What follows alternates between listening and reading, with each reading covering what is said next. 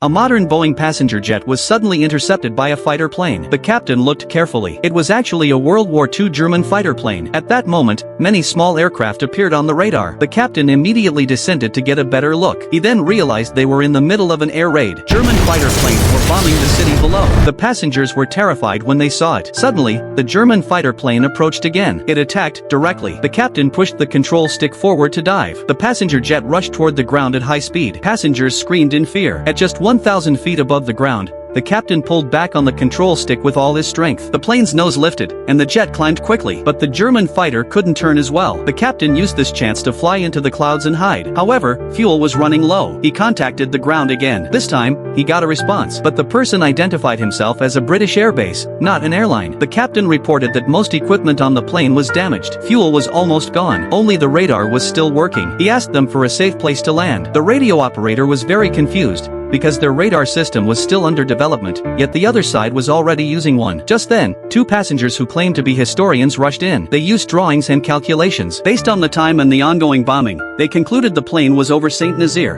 France in 1940. One passenger overheard and immediately told everyone. They had traveled back in time to World War II France. He wanted to assassinate the Führer before France fell to change history. It seemed like the only way to save themselves. The two passengers were convinced, but American soldiers quickly stepped in to stop them, calling it a hijacking. A fight broke out. Soon, the soldiers restrained them. Suddenly, an enemy missile was launched. The captain turned sharply to avoid it, but the cabin windows shattered from the blast. Then a missile exploded ahead. The left engine caught fire. The plane went out of control and fell. The captain shut down the engine right away. After several attempts, he finally put out the fire. But a British colonel told the radio operator that if the plane didn't land immediately, it must be shot down to keep it from falling into enemy hands. The historians suggested dismantling the onboard radar and giving it to the radio operator. So the passengers made a simple parachute from materials on board. They pushed the radar out of the plane, but a German fighter suddenly attacked. Its missile blew a large hole in the passenger jet. Passengers were sucked out of the cabin. Just as the enemy plane prepared to attack again, a British fighter dove down and shot it down. It turned out the radio operator had called the Royal Air Force. With the help of radar guidance, the passenger jet finally flew toward a safe zone. Then the radio operator spotted a huge shadow on the radar. As the plane got closer, they saw clearly. It was a time vortex, just like the one they came through. Fuel was also completely gone. The captain decided to fly into the vortex. After violent shaking, the passenger jet returned to the present. Everyone breathed a sigh of relief and got off the plane. The captain noticed an old man writing notes. The title was "The Radar System That Saved Europe." The author was the radio operator from that day.